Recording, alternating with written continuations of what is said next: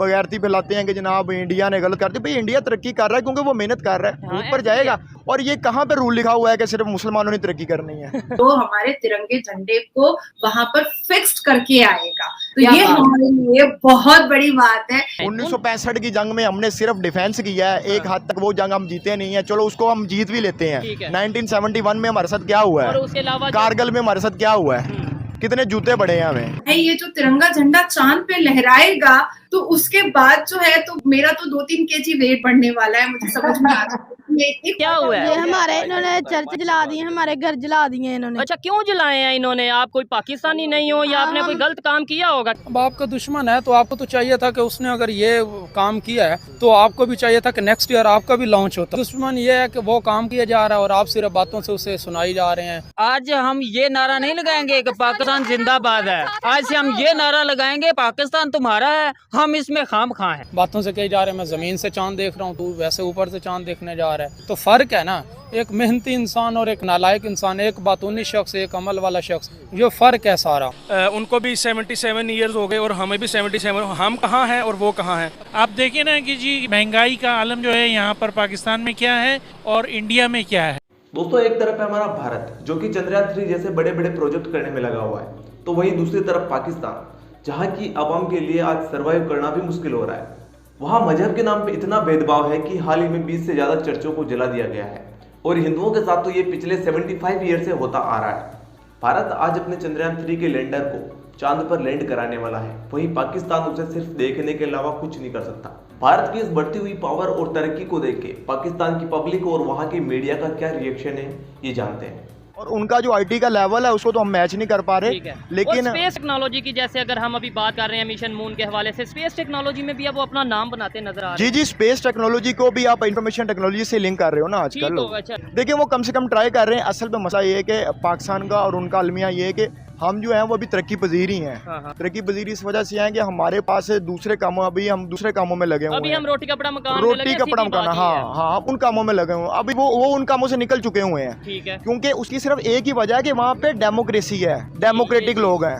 आप देखिए पाकिस्तान में जब पहला इलेक्शन हुआ है, इंडिया में तब तक 4 इलेक्शन हो चुके हुए थे। मुझे ये बताएं, आप एज ए पाकिस्तानी क्या कहेंगे जब चंद्रयान 2 उस तरीके से कामयाब नहीं हुआ, मतलब 100% सक्सेसफुल नहीं हुआ, तो पाकिस्तान में मीम बनाई गई, सोशल मीडिया पे ट्रेंड रहा, भाई उन्होंने देखो क्या फायदा हुआ इतने पैसे लगाने का। तो अब चंद्रयान 3 जिस तरीके से ऑलमोस्ट कामयाबी की तरफ नजर आ रहा है, हमें समझ ले कामयाब हो चुका है, तो अब पाकिस्तान के लोग, पाकिस्तान की पब्लिक इस कामयाबी पे क्या कहना चाहिए? तो ये जो लोग मीम बना रहे थे, इन्होंने क्या बना लिया है? इन्होंने क्या बना लिया? अब हमारे यहाँ तक के मोटरसाइकिलों को जो स्पेयर पार्ट्स वगैरह हैं वो भी बाहर से हम इंपोर्ट कर रहे हैं, चाइना से ज्यादा। ठीक है, चाइना से इंपोर्ट कर रहे हैं। हम एक बाइक असेंबल नहीं कर पा रहे यहाँ पे, ठीक है, गाड़ी असेंबल नहीं कर रहे। उन्होंने पिछले दिनों वो इलेक्ट्रिक कार भी असेंबल कर दी है, इंडिया ने की है, ठीक है। अब उन्होंने चंद्रयान 2 भेजा, उन्होंने कम से कम ट्राई तो की ना इस जगह पे। चंद्रयान 3 जैसे भेजा, उसके ऊपर वो कामयाबी की तरफ जा रहे हैं। बिल्कुल, वो इस तरह 23 अगस्त को मुझे तो उम्मीद है कि इंशाल्लाह 23 अगस्त को वो ले आएंगे और खुश होना चाहिए। और ये जो लोगों के दरमियान ये बगैरती फैलाते हैं कि जनाब इंडिया ने गलत कर दी, भाई इंडिया तरक्की कर रहा है क्योंकि वो मेहनत कर रहा है, ऊपर जाएगा। और ये कहाँ पे रूल लिखा हुआ है कि सिर्फ मुसलमानों ने तरक्की करनी है? ये तो कोई रूल नहीं है यार। करें, पाकिस्तान इस्लामिक कंट्री है, बताएं हमने टेक्नोलॉजी में क्या किया, मुझे बता दें। अभी तक तो हमारे उलमा कराम पिछले 50 साल से ये फैसला कर रहे थे कि कैमरे की तस्वीर हलाल है या हराम है। इनका मेंटल लेवल आप चेक कर लें।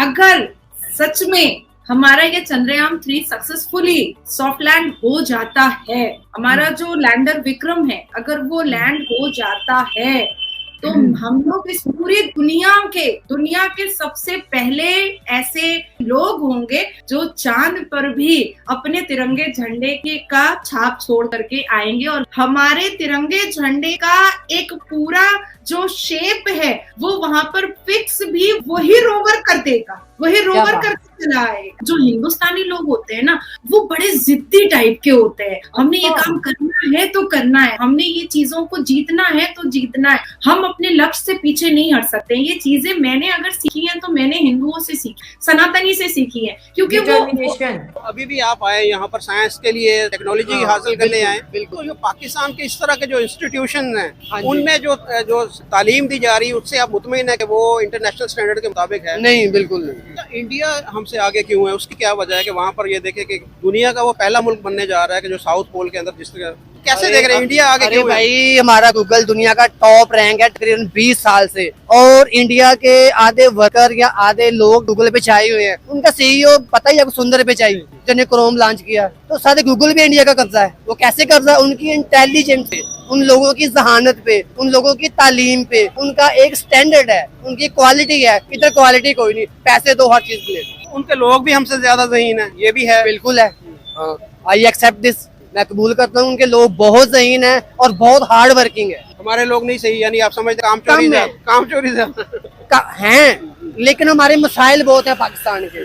यही जो काम नहीं है, बेरोजगारी है, इलेक्ट्रिसिटी के बिल इतने आते हैं, क्या करें बस इसी बात पे पाकिस्तानी अवाम जो है अपने मसाइल में उलझी हुई है। उधर ये मामला कुछ कम है।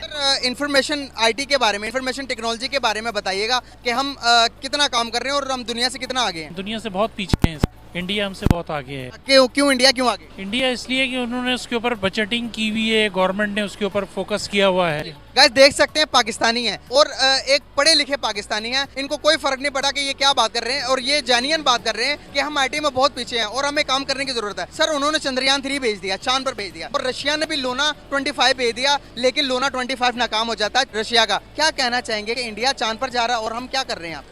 हम तो चांद पे क्या, हम तो ज़मीन बोस हुए जा रहे हैं डे बाय डे, जिसको कहना चाहिए। हमारा तो कोई सैटेलाइट स्टेशन भी नहीं है कि हमने कोई कोशिश ही नहीं की है कि जी हम कोई सैटेलाइट भेजें, और इंडिया हमसे बहुत आगे है। ये अलग बात है कि इंडिया की पॉपुलेशन और उसका साइज़ हमसे डबल ट्रिपल है। वहाँ 3.5 लाख रुपए की गाड़ी मिल जाती है, ब्रांड न्यू गाड़ी मिल जाती है। ये आप जिसको आल्टो या कल्टस कहते हैं, 3.5 लाख रुपए में गाड़ी ब्रांड न्यू मिल जाती है।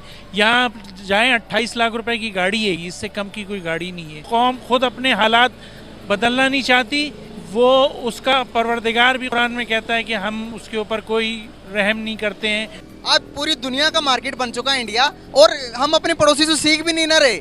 सर सीख तो लेना चाहिए ना, कम से कम। बिल्कुल सीखना चाहिए, लेकिन वो जज्बा ही नहीं रहा है ना, कि जो सीखने का जज्बा होना चाहिए वो जज्बा नहीं रहा है। हम सिर्फ एटम बम का मुजाहरा कर लेते हैं, बता देते हैं कि एटम बम हमारे पास भी, उनके पास भी है। बाकी कौन सी चीजें बताते हैं कि भाई उनके पास भी ये भी, हमारे पास भी है? बाकी किन चीजों में हम कंपैरिजन कर सकते हैं उनके साथ? जो एटम बम का तस्करा किया जाता है, पता नहीं वो चलेगा भी कि नहीं चलेगा, उसको भी जंग ना लग गया होगा। जिस कौम ने डॉक्टर अब्दुल कदीर खान की कदर ना की हो, जो आपको एटम बम देने वाला हो, तो फिर आप सोच लें कि क्या होगा उस कौम का। वो कौम पस्ती में चली जा रही है डे बाय डे। 71 में हमसे बांग्लादेश छिन गया, ये हालात हमारे, हम अब भी ठीक नहीं हो रहे, हम अब भी अपने पास से नहीं सीख रहे।